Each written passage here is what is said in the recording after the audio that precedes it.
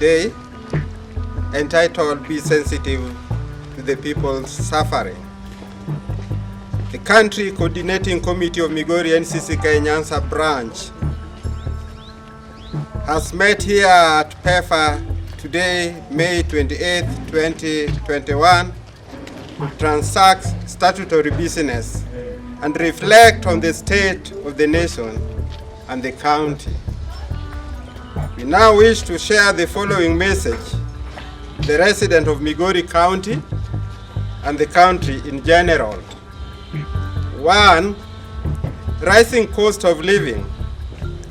This county coordinating committee is deeply concerned about the continuing suffering the people due to constant rise of prices of basic commodities.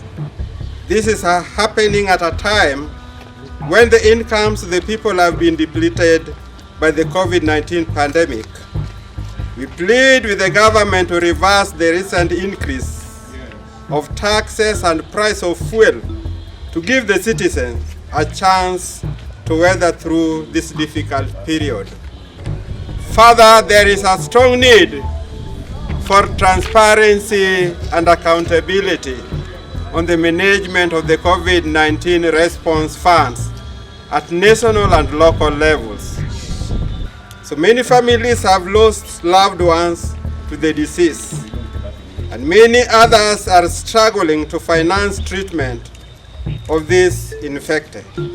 We have welcomed the news that more Kenyans are being vaccinated and urge the government to ensure that adequate doses of the vaccines are purchased to cover the nation.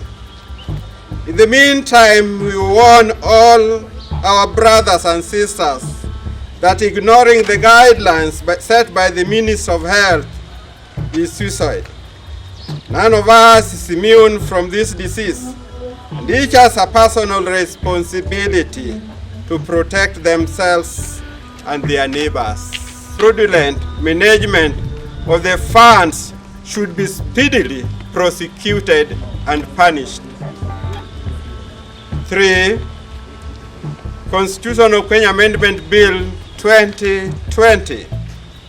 This Country Coordinating Committee has noted that the Constitution of Kenya Amendment Bill 2020 has progressed to being discussed in Parliament. We urge all Kenyans to maintain peace and security as the bill progresses through different stages. We must all be tolerant of each other and allow every Kenyan to express their wishes on the proposed amendment. No Kenyan should suffer or die because of the referendum process. A process to amend the Constitution must itself be constitutional. On our part, we in Ncck have a civic education handbook that has been shared through our structures and churches to enable all Kenyans understand the proposed amendments and their implications so as to make informed decisions. This County Coordinating Committee recognized that the President had the voice of the church when we asked for prioritizations of the appointment of commissioners for the Independent Electoral and Boundary Commission.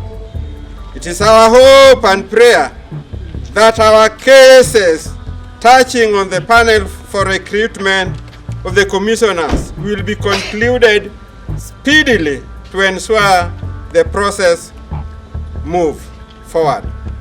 It is very essential that the IEBC is given adequate resources and time to prepare for credible, free, fair, and peaceful election next year.